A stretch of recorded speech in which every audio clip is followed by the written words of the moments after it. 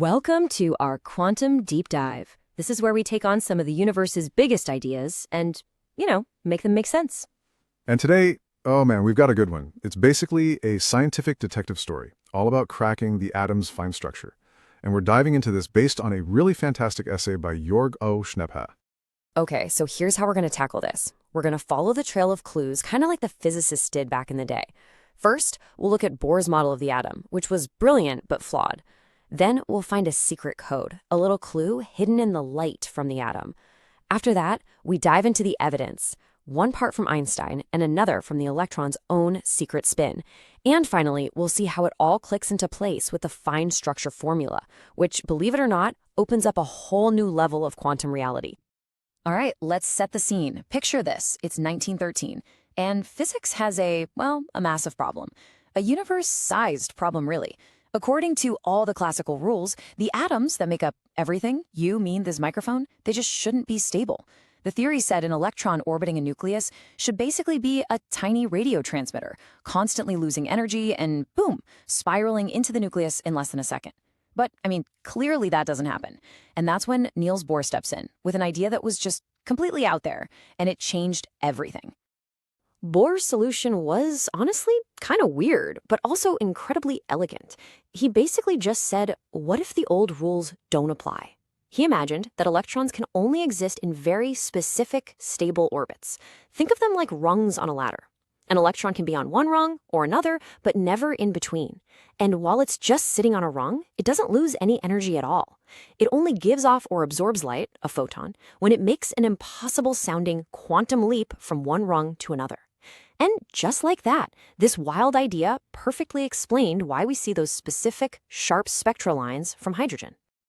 And you know what? For a little while there, it really felt like physics had cracked it. The puzzle of the atom seemed solved.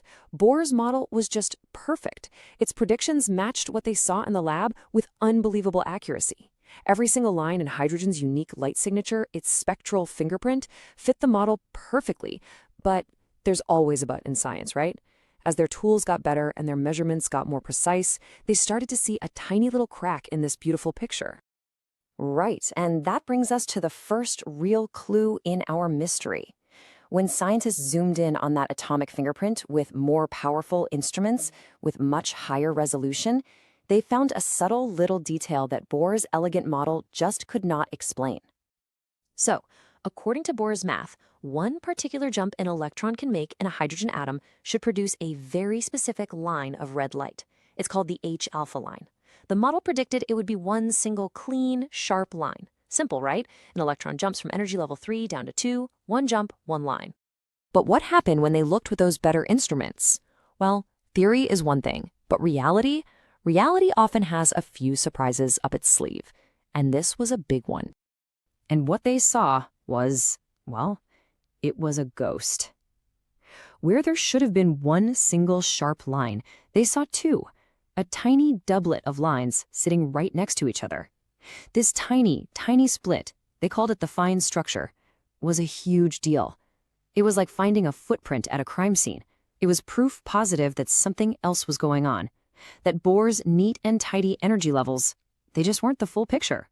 So, the hunt was on. Physicists, like the great Arnold Sommerfeld, started looking for an explanation for this mysterious split. And the first piece of the puzzle came from a theory that, at the time, seemed like it had nothing to do with the inside of an atom: Einstein's special relativity. So get this. The electron in the simplest hydrogen atom is just screaming along. It's moving at about 1/137th the speed of light. That is ridiculously fast. It's not quite fast enough to be in a sci-fi movie, but it's definitely fast enough for the weird world of Einstein's relativity to start kicking in, even if just a little bit. The effects are tiny, but with their new instruments, they were measurable. And one of the weirdest effects of relativity is that the faster you go, the heavier you get. So this zippy little electron is actually a tiny bit more massive than an electron that's just sitting still. And that tiny bit of extra mass changes its energy, which in turn splits the energy level. So this relativistic effect explained part of the split, but only part. It wasn't the whole answer. Exactly. The relativistic mass was a huge clue, but it didn't fully close the case. The second, And maybe even weirder clue came from a property of the electron that no one even knew existed. A hidden, intrinsic feature that's just baked into the fabric of the particle itself. Okay, so this new property is called spin. And right away, I have to say that's a terrible name for it. Because it's not actually spinning like a little planet. It's a much weirder, purely quantum thing. But it acts as if it's a spinning little ball of charge, which creates a tiny magnetic field. So the best way to picture it is just to think of every electron as a tiny, permanent magnet. This spin is just a built-in fundamental part of what an electron is, just like its charge or its mass. Now, this is where it gets really cool. From the electron's point of view, it's sitting still, and the positive nucleus is whipping around it. And a moving electric charge creates a magnetic field.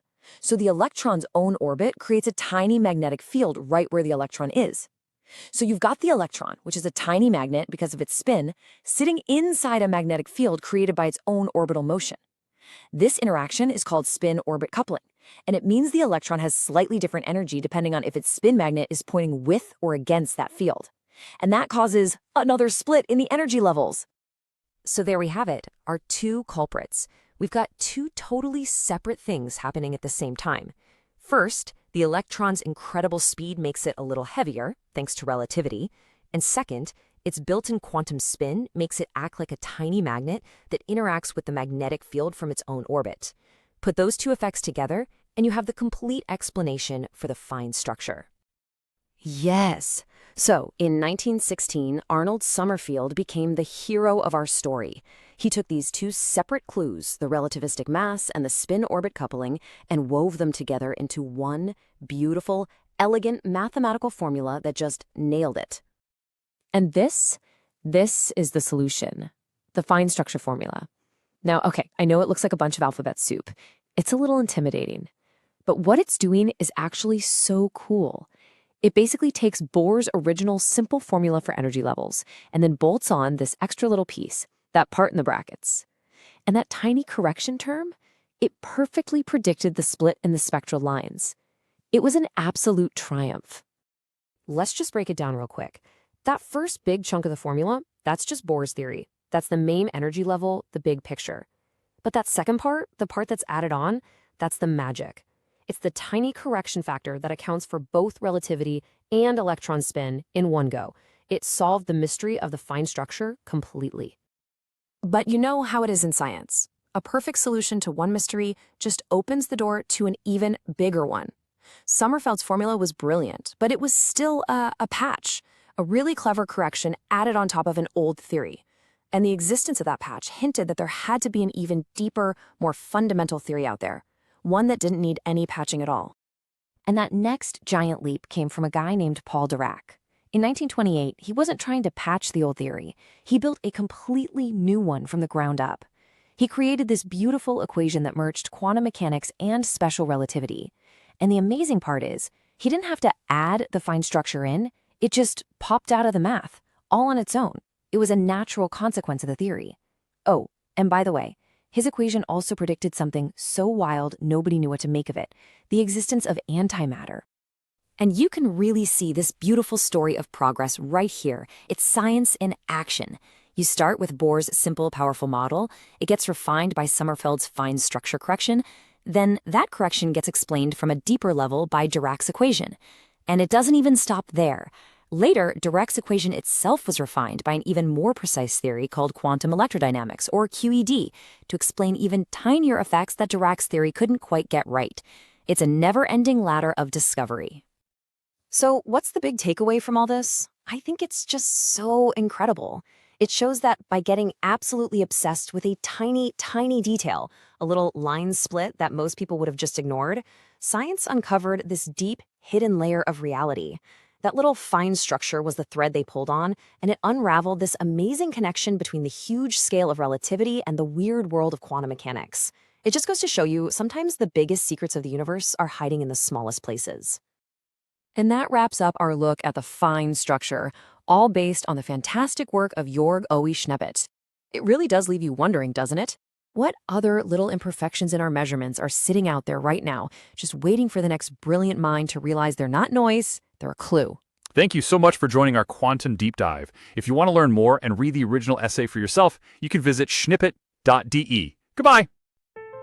Schnepat.de is a private project by Jürgo Schnepat dedicated to promoting quantum technology. Its mission is to present knowledge in a way that is clear, precise, and transparent for those just starting out, as well as for experts who wish to deepen their expertise. He firmly believes that education and access to well-structured information are the keys to unlocking the full potential of this future technology. If his work helps you realize your own visions and actively and consciously shape quantum technology, then the goal of his project has been achieved.